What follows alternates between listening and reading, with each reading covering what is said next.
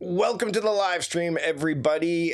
We did not procrastinate getting in this live stream. I know it was supposed to be on 2 minutes ago, but it was a deliberate delay. As I think Rory Vaden said, deliberate delay versus procrastination. Yes, Tim, there are people out there. Sarah is not with us today on the live stream. She normally monitors things. But yeah, we are good to go here. So I'm kind of, running the control booth this is going to be a throwback, a la Jerry Todd from SCTV, where I've got like the control panel and everything. We've got Marion here as well. Tim, great to see you here. Anyone who has questions or anything, if you're on YouTube, I'll be able to address those with John. We'll bring John in just a moment. Gloria Jean, thanks for joining us. We've got lots of folks from the community, the Time Crafting Trust community joining us here. If you're watching on LinkedIn, I won't be able to respond to those comments or questions during the live stream, but we'll definitely come on and check them out a little bit later so I can help you out with stuff. And honestly, there's going to be a lot of stuff that John and I are going to cover. Chances are your questions are going to be answered. We've got Christina here as well. Thanks so much for joining us, Christina. So without further ado, Jon Acuff is joining us on the podcast again. He has been on the podcast multiple times. It's been a while, though. So I'm excited to bring John in to talk about his upcoming book, Procrastination Proof. So without further ado, here is Jon Acuff. John, thank you so much for joining us. Yeah, it's great to see you again. Yeah, it's been a while. The last time you spoke with me was when you were narrating soundtracks in my ear as I was on a walk, and it was literally to me, because as I'm listening to soundtracks, I'm like, John is giving me the gears about this. But I also know, based on the conversations we've had over the years, that you were also giving yourself the gears as part of it, right? Yeah, I always, the way I write books is I find a problem I have, I go to see if I can find a solution, and then I see if I can solve it, I see if other people have the same problem. And that's what creates the book. So yeah, the first person's toes I step on are always my own. So my question around the book Procrastination Proof is, number one, what took you so long to write it? And secondly, why now in this body of work journey do you feel that this is when this book is kind of it's time for this book? I couldn't have written it book two. It would have taken tremendous ego for me to say never get stuck again on book two. I hadn't worked on procrastination in my own life, but by book 11, I feel comfortable going, hey, I've figured out how to do the things I'm trying to do in a consistent, sustainable, fun way, and here's what you can do. So that's why in this part of my career. And then the other thing is I really enjoy writing about what I'd call like mindset villains or dragons of mindset. So Finish was about perfectionism, Soundtracks was about overthinking. This book is the villain is procrastination. So I like to find issues that get in the way of what you're trying to do and solve them. So that's why I wrote about this one now. The first thing that kind of jumped out at me as I went through the book, number one, it's written in a style that's very easy to digest in a lot of ways. You can't really procrastinate through chapters because they're very short, which I loved, especially as I went through it over the course of a weekend. But one of the things that landed right away was like, why do we procrastinate? Like that's one of those things that there's been a lot of talk around it. Tim Pitchell, who you allude to in the book, you mentioned him actually, and there have been lots of talk around procrastination. One thing I appreciate about the work that you do and the writing you do is it's conversational. It's not heady in that regard. You know what I mean? So it's very approachable and accessible. But when you talk about the 5 common reasons people believe they procrastinate, I'd like to go over those, because as I was looking at them, I'm like, yeah, you're nailing them, and everyone can relate to these 5 things. Sure. Well, so the list is time, task, fear, history, and ego. And I'd say ego is the surprising one, so we'll save that one for last. But I mean, task is, this thing is overwhelming, I don't know where to start. And when you say I don't know where to start, you're kind of saying there's a perfect place to start, and as soon as I find it, then you better watch out, I'll really start. But it's this sense of like, my to-do list is too big, the task is too gnarly, I don't have the requirements, whatever. I can't deal with this task. That's kind of one of the most common things people will say when they say why they procrastinated, and didn't know where to start, or didn't know which. The other thing is, I didn't know which project to work on first. So everyone who reads my books has too many goals. The failure I used to do is when I would teach people how to do goals, I'd go, let's start with a blank piece of paper and write down every goal you'd ever want to do. They already feel overwhelmed. I just gave them an exercise that overwhelms them further. So Right. now, to your point about prioritization, that's a word you and I talk about a lot. I think it's more about having a good sense of, okay, how do I prioritize the things I want to do? But that's task. The kind of time is I don't have enough time. I really want to do the whole thing all at once. I only have 20 minutes, I only have 30 minutes, I only have an hour. This is really a 4 hour. And someday when I have enough time, I'll do it. As if you've ever had a blank calendar show up for you, like a whole week is just like, here I am on the someday week. Now you can learn AI. And so that's another big one is like, it's a time issue. Like if I just had more time. So those are the first two. Mhm. When you read those first two, what's your reaction? So, when first off with time, it's hilarious because I think one of the things that happens when I have a light week is my propensity is to go, oh, well, it's a lighter week. So I'll just I can coast through it a little bit more. We all do this, Yeah. right? You Yeah. actually brought up the Feynman thing where how do we learn more? We teach, right? So I Yeah. find that I'm doing this as well, where I'm like, hold up, like I have a lighter week. This is what I should be, spreading the work equally amongst these as opposed to going, okay, well, this is a lighter week, so I can kind of take my time with things. And then all of a Mhm. sudden the next week isn't. And you're like, well, now I'm behind.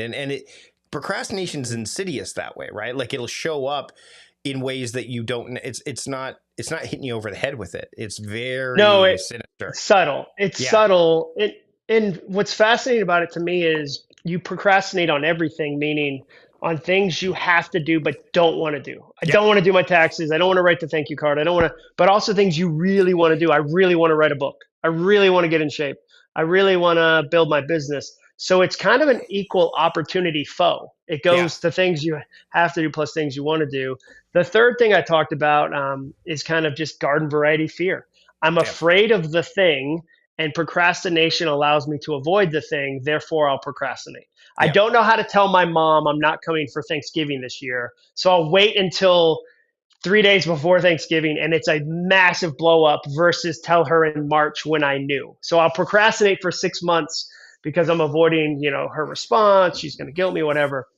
The fourth one is history, meaning Mm-hmm. you mistakenly believe it's a tool. So you remember college and go, oh, in college, my process was I waited until the last second, I still got a good grade, or I'm my most creative right before the deadline. And they've studied that up and down, and no one's first attempt is ever their best and final attempt. Like you Yep. always find something in the second look. You always, whether you're a writer or a plumber or your first is never the best. And then the last one is ego, and ego kind of shows up where it goes, I shouldn't have to do this. Like, I can't believe I have to do this. This is like not my job. Somebody else should be doing this. And that one's really subtle because now you've got kind of your identity wrapped up in it too. And those are kind of the five things you see people bounce back and forth. And it's not that you only do one of those. I personally have done all five of those, Mm-hmm. often in the same day, Mm-hmm. Well, So but those are the five. well, and you and I both have a history of doing some comedic stuff, right? You did stand up. I've done Sure. stand up. I've also done improv. Yep. So one of the things that I've caught myself in, and I've gotten better with this over the years, was as an improviser, I'm like, well, I don't have to rehearse as much for this talk. Like I'm a gifted improviser, and that works Yeah. until it doesn't. And then Yeah. like and it's one of those things where it's a combination of like, because to your point, it's like, It's both well, and. yeah, it's historical. It's like I don't need to invest the time. It's like the ego. Why Mhm. should I do this? I'm really good. I've been told I'm really good at this, so I should be Yeah. able I to think just show fast on up. my feet. Yeah, Yeah. exactly, exactly. So one of the things that I loved, especially early on in the book, and this is throughout, is the idea of permission. Like you put Mhm. permission out there, and I think that's really tricky for people to recognize that when they're looking at the scope of their lives, the calendar, the to-do list, all of this stuff, and they don't feel like permission is there. So can we talk about like, because that's not something I've seen come up very often when people are talking about procrastination. This idea of like I've seen validation, I've seen all these other things, but Sure. permission, like this permissiveness that can help as kind of a panacea for it.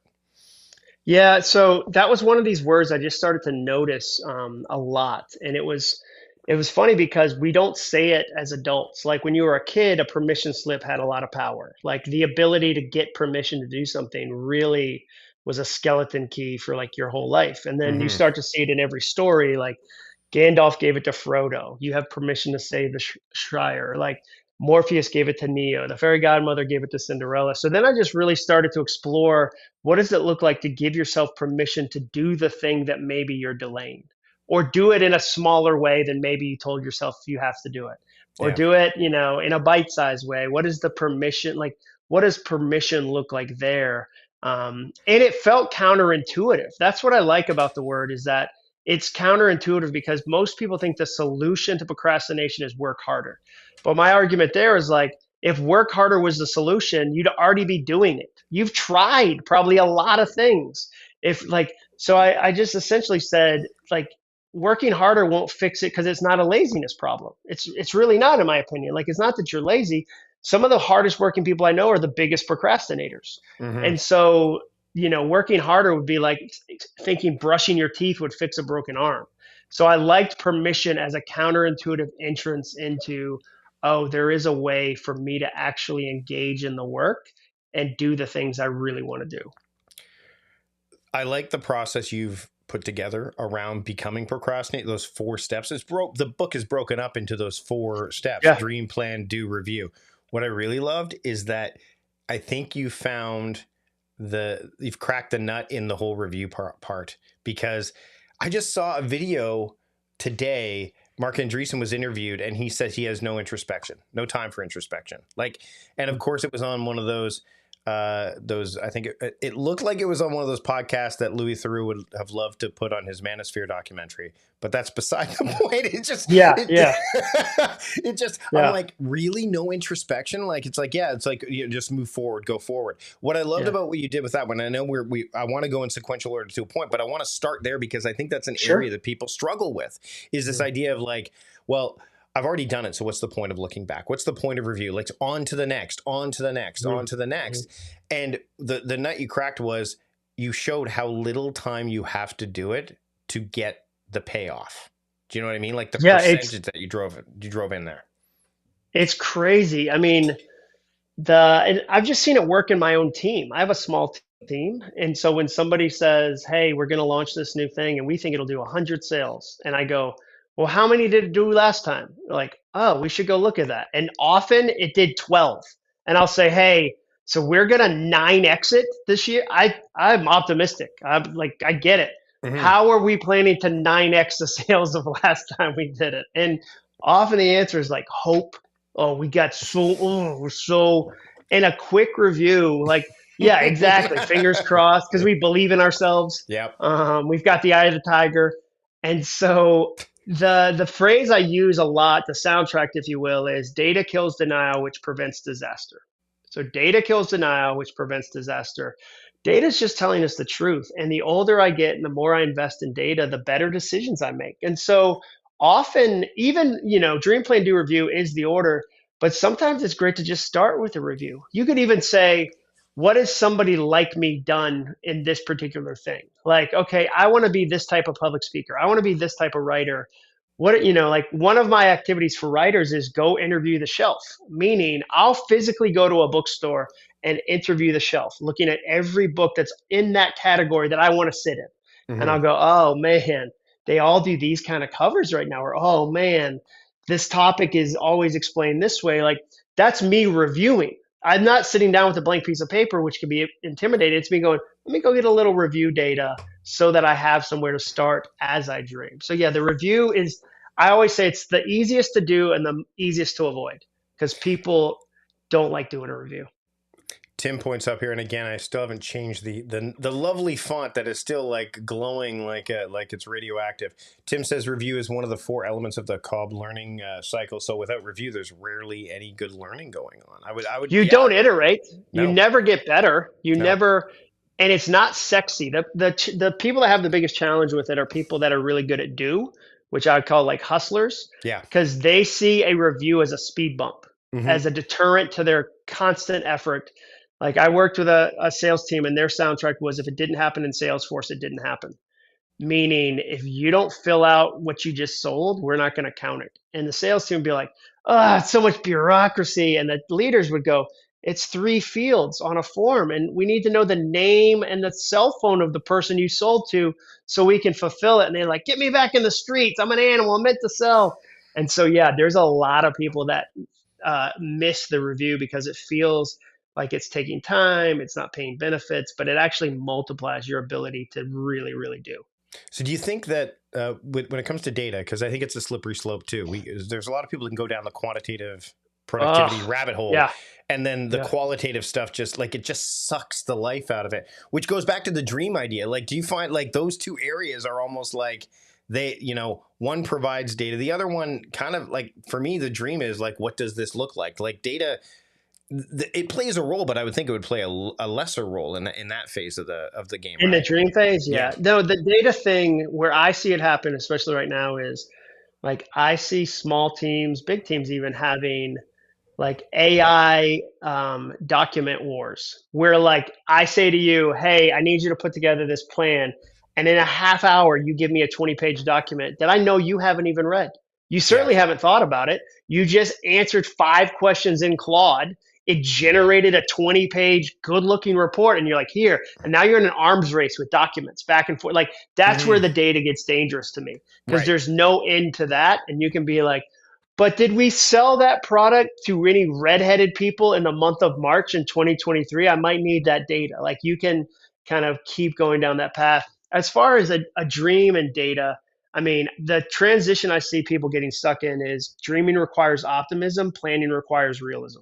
Yeah. And so dreaming huge, anything's possible. You transition into planning, you got to be realistic. And people get kind of sandwiched between those two realities. Well, and they don't break things down in that phase either, right? They stay with a big optimist high, like, I'm going to write this book and this book's going to be amazing. And then they go into the planning phase and they're like, I have to get an ISBN number. I have to do the proposal, like all these things that are like, Yeah. they dilute the dream in some respects, but Mhm. they're part of it, right? Do you know what I mean? The story, it's the story is lovely when it's like, look at what will happen here. But then when you get to the planning phase, Oh, it uh, gets real. yeah.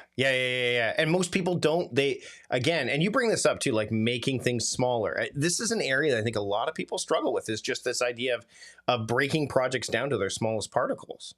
Well, I would just say 2 things to that. Use Sure. planning as a filter. Use planning as a filter. If you won't spend an hour planning the thing, you don't really care about the dream. Like if you won't pay that admission, if you won't have an hour interview with Claude where you just go, hey, here's a dream I'm thinking about doing, interview me about this. Like I love to make it a journalist and interview me. If you won't do that degree, then it's not a good goal for you. Like if you won't give an hour to it in planning, then don't do like there's your sign. If you want a simple filter on how to prioritize things, the things I won't pay an hour for, I probably don't care about. So that's the first thing I'd say as far as like sorting it out. But then as far as small, I think that's where the ego gets involved too. Because the ego wants it to be fast, they want it to be big, they want it to be exciting. And so when somebody tells me, okay, I'm gonna run an Ironman, and I go, hey, let's try to run like a couple times this week for 7 days and test if we even like running. And they feel like they interpret that as discouragement because they're like, no, I'm a runner. Like Yeah. I'm a runner now, and they've already taken on this identity they haven't even practiced in, and they're like, you're bringing me down. I have a big goal, and I'm more like, I always tell people, let's date, not marry the new things. Like the Mm, reason New Year's resolutions fail is you attempt something for a year you haven't done for a day. Of course it fails. Like if you said it that way, you'd go, well, that's absurd. Like if I told you, hey, I'm gonna get into watercolors, I'm gonna paint watercolors every single day this year.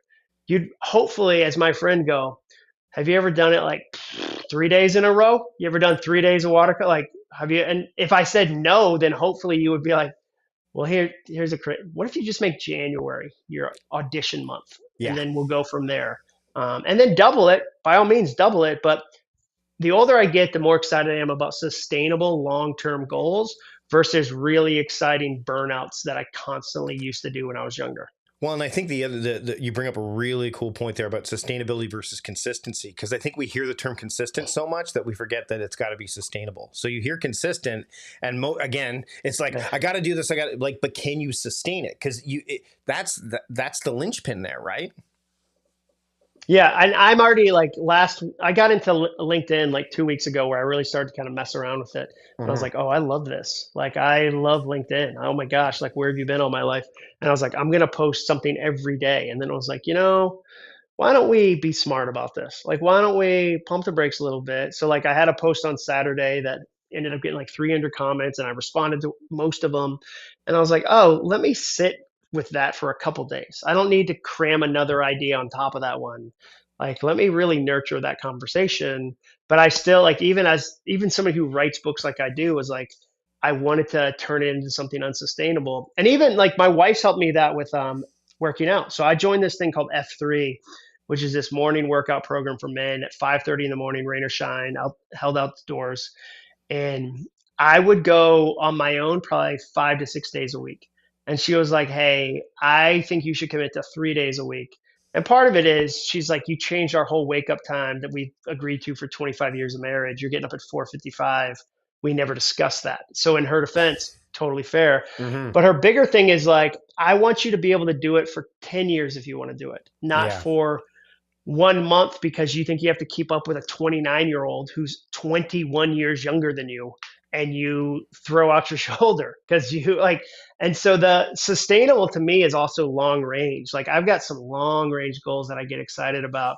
I want to be writing books for a long time. Like, you've written before Yeah. we got on here, you talked about that. Like, you Yep. figured out a sustainable pattern for you. That's awesome. Yep.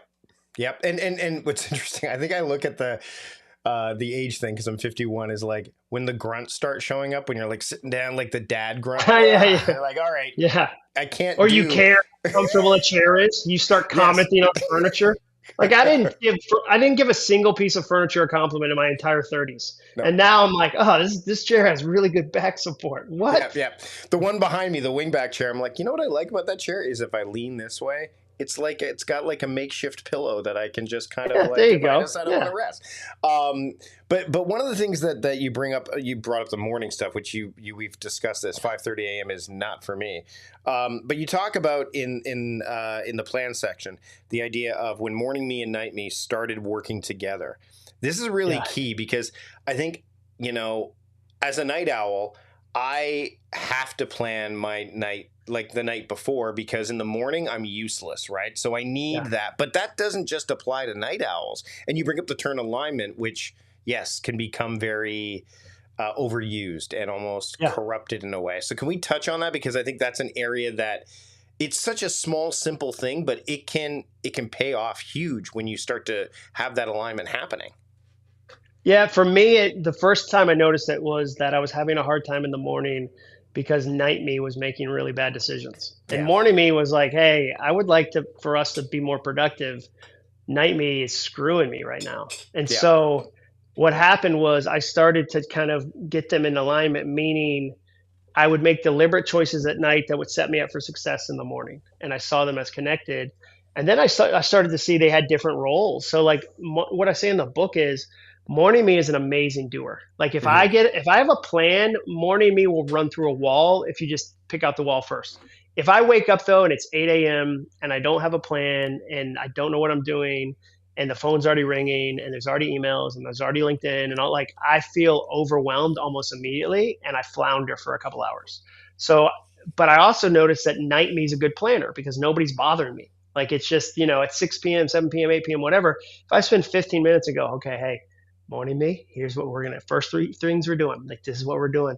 Then I wake up and I feel great. And then, like, night me start to make even bigger commitments, like going to the workout program. I know in the morning, most mornings I'm like, I don't want to do it. 4:55 is stupid. I've never been a wake up in the 4 o'clock hour guy, but I just found ways at night to go, okay, night me, like one of his favorite tricks, if I can use an out of body frame, is to volunteer to drive other guys. Because if I tell three guys I'll pick them up, you better believe at 5:05 a.m. morning me is not going to get to squirrel out of that. Like, because I'm not going to text three different guys and be like, not coming, not coming, not coming. I've put Yeah. myself in a corner. Yeah. So I figured it out on the micro level, and then I just started to go, what can Monday me do to hook up Friday me? What can Tuesday me do to hook up Thursday me? And then it just got bigger and bigger. It was like, what can this month me do to hook up next month? And like you said it earlier, like with my time, I want this week to be balanced with next week because both of those exist. Mm-hmm. So that's what helped. That's how I think about planning. Well, and I think the other thing you brought up when you said if you don't have that plan, you talk about like you've committed externally to people. So that's very different. But those insidious things that you talk about, like the phone ringing, the email coming, Oh those yeah. are those are the external demands that creep up, and they do have the same impact, right? Well, I don't want to let this person down. I don't want to, and it's Oh easier. yeah. It's so much easier to deal with. Here's what I'd like you to do. You go, okay, because you don't have a plan. So well, and everything comes in with an air of emergency. Like one of right. the things we say in our company is like, we don't have an emergency company. Like I write books and give speeches. Like no one is on an operating table and they're like, man, if John doesn't respond to this email, we're going to lose the patient. But there is this franticness to pace that's just natural Mm-hmm. in our culture. And so for me, that also like gives me a chance to go, if I don't respond to that in 3 hours, that's fine. Like I don't, like, and often the problem has solved itself by the time I get involved, like 3 hours later. I want to talk about time, which we've touched on before. There's like, and you alluded to it, we both alluded to it, the idea of time, the way time works. And I love Mhm. this. I've not heard anybody say it this way, but it definitely resonates. 3 days is firm, 3 weeks is fuzzy, 3 months is faint, 3 years is fiction. Yeah. And what I love about that is whenever you have those calendars, and you alluded, yeah, you mentioned these. Like I love Tim Urban's Wait But Why calendar that shows like the weeks that have gone by and stuff. And you Oh, see, and yeah. you're like, oh my goodness, this is past or whatever. Or you get those years ago. I tried them like, let's build like something called the Decade Designer to give people some Oh, yeah. long tail views. And then I realized, number one, people were like not interested. But you know who was the least interested? Me. I had this Yeah. poster that looked good. I'm like, I don't know. And we don't know because I mean, my daughter now lives in Montreal. My son's going off to a university program for a month in July. Like everything is so dynamic.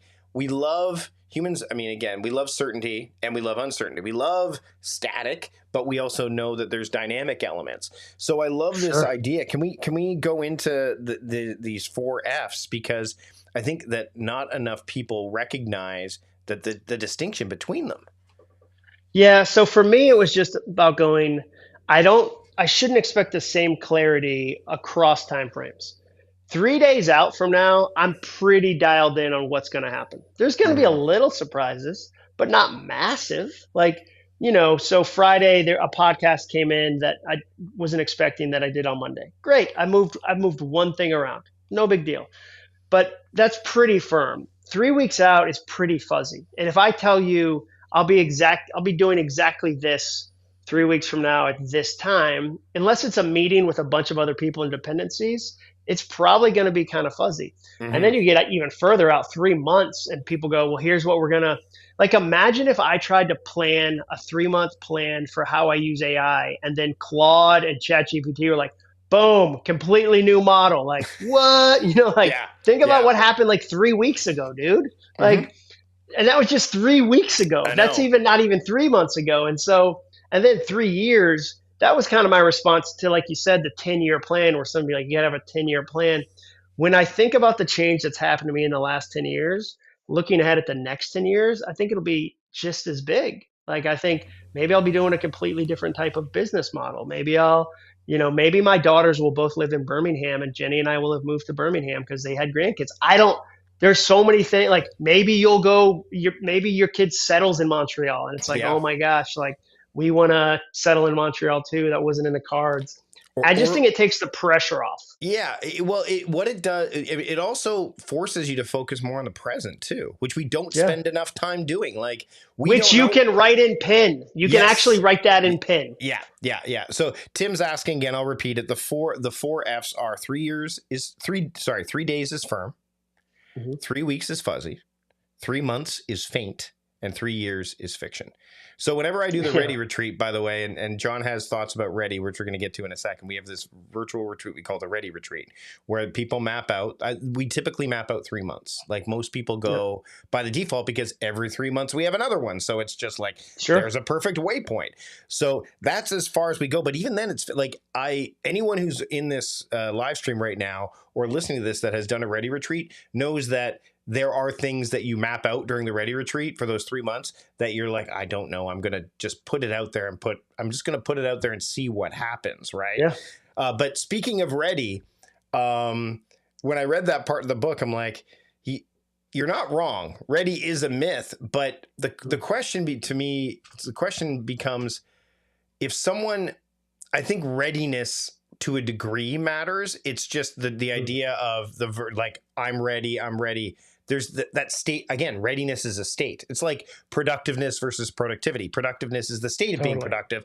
Productivity is the activity of producing. Ready is it's a verb, right? Like, I'm ready, but readiness is the state of being ready, which I think is a bit more immersive, right?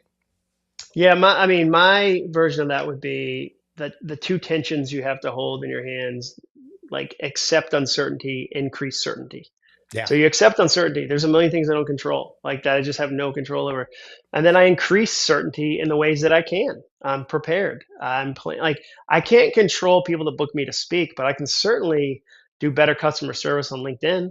I can certainly follow up with clients. I can certainly have more, keynotes to talk about.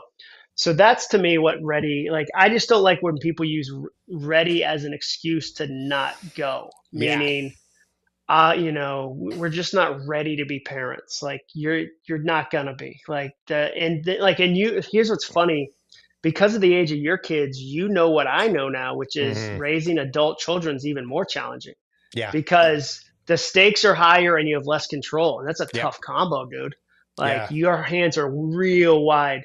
And so you were never ready for parenting. Like, you're never ready to, like, there's check boxes, like there's things you can do, but I don't like ready. To your point, I think readiness is a state. I think ready as a destination is bad, because I think it's a false destination. Yeah. And interestingly, I don't know if you've this term that my wife and I kind of leaned into after I saw an article, and it was CBC Canada, there was this book called that came out, I think, last year, called Lighthouse Parenting. The term Lighthouse Parenting show, which I love, because the idea of helicopter parenting makes it even harder when you're dealing with adult kids, because you're so used to getting in there and being in there.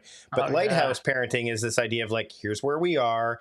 We're a beacon. You can find us if we're here, but we're not going to move. You come to us, kind of thing, in a lot of situations, which I think that's the phase we're at, right? Which is, my daughter the other day, it was so funny. She goes, we, have to find this apartment, and we're doing these things in Montreal, and this one doesn't include Wi-Fi, and so we have to pay for that. And then the one statement that she dropped, where I kind of chuckled and said, okay, she's now fully into adulthood, and she goes, I just wish I had unlimited money.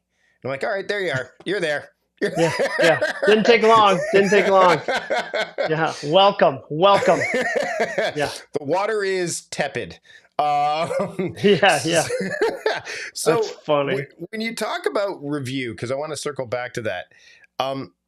I love the discovery that you mentioned, because I think that again, that barrier to reflection and review is very real. But once you figure out that there's something on the other side of it, for lack of a better term, and this is what people want to achieve, to accomplish, to check off that box, that discovery. Can we I'll let you kind of talk about the discoveries, because I think that lands so much better than, well, it'll make you feel better, or you'll get to see a chronological output of your day, or what have you. Like, it's more that those discoveries, I think, that really are that's the sweet sauce. Yeah. And it just puts everything into perspective too. I mean, to me, that's the thing with the review, is that the review tells you the truth, and it makes you even better next time. And it creates self-awareness. Like, it just gives like, pound for pound, it gives way more than it takes. It takes a little bit of ego cost. It does, because part of the reason people don't like to look at review is they're afraid of what they'll find, or they're afraid what it'll say about me. They've tied their identity into the success of this thing. And so they're kind of like, as long as I don't look at it, I won't have to see that I undersold, or I underperformed, or whatever. So it does cost a little of that, but man, it pays dividends, and tells you which bridges are out, and which walls you're banging your head against, and you should stop banging your head against that wall, or which things have been broken the entire time, and you're just throwing money at them, and they've stopped working a long time ago. So for me, if you can't do a review, you end up making a lot of progress. It's just often in the very worst direction. Like it's the wrong, like I would just say a review for me, like an example of my own life. I've got a soundtrack I'm saying right now, which is Instagram is fun, LinkedIn is profitable. Instagram is fun, LinkedIn is Yeah. profitable because one is really shiny and really easy for me to be like, I gotta blow up Instagram. Yeah. And one is kind of quiet and demure and actually where the money's made. And so then Mm-hmm. I get to go, having reviewed these two things, which one do I want to focus on? Which one do I want to, not to abandon one or the other, but to go, if my real goal is increasing speaking engagements, or like we do a speaking intensive for people who want to be a speaker or people who want to be a writer. And if I want to connect with those people, they're on LinkedIn. Like, even that's just this took me so long, it's embarrassing. It took me forever to realize LinkedIn's the only social media site where you can use it at work and not get caught. Yeah. If your boss comes into your cubicle and you're on Instagram, you shut it. Facebook, shut it. Twitter, shut it. They come into LinkedIn, you might be contacting clients. You might be sales prospecting. You might it's not a bad, like it's a work approved social media. It's not YouTube. YouTube, you shut. So I was just like, oh, the people I'm trying to reach, I wouldn't have known that unless I reviewed. And so, like, the discoveries you get out of review always exceed the ego cost of kind of looking at what's really going on. Well, and you're an artist and you're a business person, so that balance of art and commerce is really I have to be if I want to be an artist for very yeah. long. Yeah. Well, but you also don't want to be doing soul sucking stuff either, because then you're just taking the art out of it, right? So like on LinkedIn, I think Justin Welsh has done some great stuff on LinkedIn. I'm sure you've seen his stuff, like the LinkedIn pilot program and all that stuff, which I love. And I think there's some great stuff, but I think they say experiment, like try stuff that you wouldn't normally put on LinkedIn that people like. I think I posted that I watched 3 of the Academy Award nominated films, and they're all sticking with me. And I kind of just left it there. And there's been some conversation around it because, well, frankly, I think it's a bit of a different thing that they're not seeing on there, instead of seeing all these articles about whatever. But also, it's not got all of the other stuff that the other social platforms are sharing these days that make them a bit less appealing to be in, right? Like LinkedIn hasn't had that stuff show up yet either. And you can still write. You can still write there. People will read. Like exactly.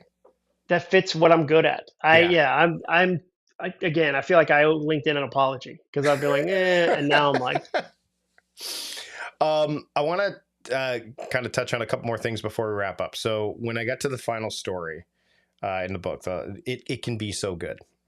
I laughed out loud to myself because of the thing that you would want, the toy that you wanted so badly, right? Did you have it? No, but I know someone who did. My son, we all did. Yeah, my son made one out of cardboard in a 24-hour span, and it was amazing. I'll send you the photo of it because it's still it's amazing. But you know what? But again, like those little carrots. So the reason that I chuckled wasn't just that, yes, the G.I. Joe aircraft carrier that every boy wanted, I'm like, yes, absolutely. I mean, it was, but it was ridiculous. And now, of course, you see how much it was back then. I'm like, I could do that without blinking at this point. I didn't know how poor we were. No, we couldn't do it either. But I wanted, Transformers was the other cartoon that was on at the same time. Yeah. So I always wanted the aerial bots, the Transformers aerial bots that would combine into the. And so recently, Hasbro has been doing all these toys again. They're bringing and of course, so they finally did the aerial bots. So what I've done is, and you can't really see it from here, but I've shared it, is I have Silverbolt. He's up, way up. If I might, let's see if I can show you where he is. Because it's actually, let's see if am I going the right way? Oh, wrong way. You're not going to see much there. There we go. So right up there, right? So there's there's Silverbolt. But I also bought the remaining aerial bots because they've all been released, but they are unopened. I only got to open that one when I finished the draft of Productiveness and submitted it. The remaining 4 are also tethered to additional books. So they are sitting boxed up. Now, what was hilarious is, and I mean, my wife, I'm sure my wife and Jenny would get along really well, because Anne's like, why did you buy these 4 right now? Like, can't you just buy them later? I'm like, no, you don't understand. They're going to be like, if I don't buy them when they come out, they're going to be more money later. Yeah, so, a lot more. And also, they're staring me in the face every time I walk into my study. Yeah. And I know each of them represents. So number one, I can't open them, which means I can't make the big gestalt. I can't make the combiner like until it's all done. So to me, like it's those little tricks that's what made me chuckle. So do you have stuff like that for yourself as well that you've done? Oh that my kind of gosh, said, I got 1,000 things. My version of that is, one, I love that you said tethered to other books. That's why you're a great writer. Like tethered to other books is such a great phrase. But I consider myself the best Jon Acuff salesman in the world. So most of accomplishing things is just selling yourself on things you really want, but you probably don't want to do in the moment. So like I use so many tricks to kind of sell myself into doing the thing that ultimately I want to do. And like rewards, you mentioned, like I've done that with Lego sets where like I've got Legos behind me and it's like, oh, I got the set, but I can't do it until blank. Or pencils, like, hey, I bought some bougie pencils called Blackwing. And I'm like, I only use them with this type of idea. And here's when I write this type of idea, I bought a pair of shoes. They were like $250 running shoes. They were carbon plate, like crazy. And I wore them when I wrote this one book because I wanted to write fast. Yeah, I remember you wrote about that. And also, by the way, the Blackwing stuff, have you seen now they're doing branded Blackwings? Like they've got a Fender group and they've got like, nice. And I'm a fountain pen guy, I love so them. I've got to say, I love them. Yeah, they don't need to be they're just pencils, right? Like I mean, and they're great pencils. Yeah. You could buy just a regular, but they're like, nope. I mean, same thing with fountain pens. I'm the same way. It's like, and there's something about that, like it is. It reduces friction, I think. Like that's the other thing too, is it's like, oh gosh, yeah. That's the thing for me. Like you use the right phrase, reduce friction between you and achieving the thing you're trying to achieve. Yeah. So what's there's an amazing gym in our town that's about 20 minutes away. I'll never be a member because 20 minutes is all I need to go. I don't want to drive today. It's 40 minutes round trip. I don't want to. It's too much friction. So there's things in my life that I'm like, that's too much friction. I'm thinking about doing that with a watch. That's the next one I'm playing around with. Like, I kind of want to become a watch guy. And so I'm thinking about like, can I tie some huge goal to like an Omega, or can I tie some huge goal to like a Rolex? Like that's where I'm kind of thinking. And I haven't done it yet, but I'm kind of debating that. So I've got some watches, but I haven't got my Grail watch yet. My Grail watch is the watch from Interstellar, the Murph. Oh, I haven't even seen that one. You've seen Interstellar, though, obviously. I haven't, no. You've never seen Interstellar? Oh, my goodness. It's such an amazing Everybody told me you cry a lot. I'm like, I don't know if I want to cry a lot. So there is a watch that Hamilton made specifically as a result of the film. And what's interesting is, number one, it's like a $1,500 watch. So it's not cheap. It's fully mechanical. But my daughter knows the business owners here in town who run the watch shop. She went to school with them.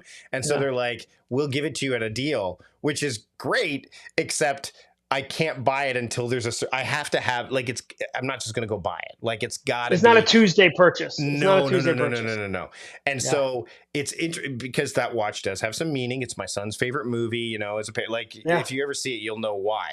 But it's stunning because like, there is a material aspect to it. I'm not going to deny. I mean, I've got some stuff that is very materialistic, but it does, again, anything that can kind of like the dangling of the carrot to go, okay, well, oh my gosh, or the reward for the next step afterwards, right? Like, oh, this book, like we've seen this happen before. You get on the bestsellers list. Yeah, I'm going to buy that watch, or I'm going to do that thing, or it's a tether to some other momentous occasion. But yeah, like, I mean, and there's nothing inherently wrong with that as long as it's not, we've seen people in Tim mentions, he goes, what is this mysterious self-discipline thing you were speaking of? He also said earlier, he goes, those boxes would have been opened a while ago, Mike. I'm sorry. He would have been. Yeah. All four done. Exactly. I'm transforming it. Yeah. But I mean, that's whatever you can do. And you've got a lot of great tips in here, like the motivation, like the list, which, for working out, like you talk, there's so many little things. That's, again, what I loved about the way the book is constructed is you don't have to read it in one sitting. Also, I wrote it that way because I would read books about procrastination that were 400 pages long. No one's going to read those. If you write, you're a monster. Like if your book about procrastination is a 90-page note section, you're not a procrastinator. Yeah. Like I said in the book, that's Jane Goodall writing about monkeys. I'm a monkey who wrote a book for fellow monkeys. So I know when I am in my Kindle as a procrastinator and I see 82 minutes left in the chapter, I'm like, oh, this chapter is, I don't want that. I want to win. So like I wrote the book for procrastinators that would go, oh, 71 chapters? I'm winning. I won 4 times a day. I won 7 times, like whatever it is. That's why I framed it that way, because I think that's really honest about the procrastination experience. Apply the inbox zero mentality to this book. If you got 71 chapters and you got through 71 of them, holy crow, that's a pretty impressive. You got down to 0. Like that's a It's pretty amazing. Yeah, and you're it's going to feel great. But the difference is that it's not just quantitative, it's qualitative, because there's a lot of great stuff in here. So, I Jon, appreciate that.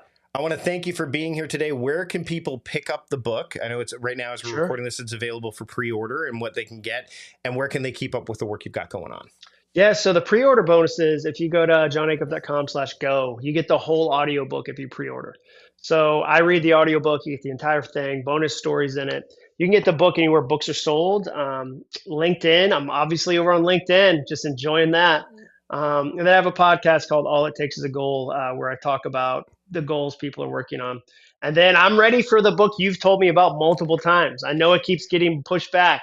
Yeah, but it's such a good title. It's such a good subtitle, and I haven't seen somebody write about it in the way I think you're going to write about it. And it's as soon as Productiveness is done, its final edits, it's the one that I've got some other interesting ones. We'll chat more later for sure. But Jon, thank you so much for being here and having a productive conversation with me today. Yeah, thanks for having me. All right, everybody, we're going to wrap up the live stream. Jon, stick around for like a minute while I go dark here, and then we'll do some postmortem review. Sure. It'll only take 5% of our time. Thanks to everybody for being here. This episode will actually be coming up rather quickly. It'll be episode 650, so it'll be coming out the last full week of March. So hopefully your questions will be in there. Thanks to everybody for being here. Sorry I wasn't able to get to all the questions. Again, I'm great at doing this stuff, but the navigating of the different comments areas sometimes can be challenging. But looks like everybody enjoyed themselves. So thanks again, everybody. We will see you later. Take care.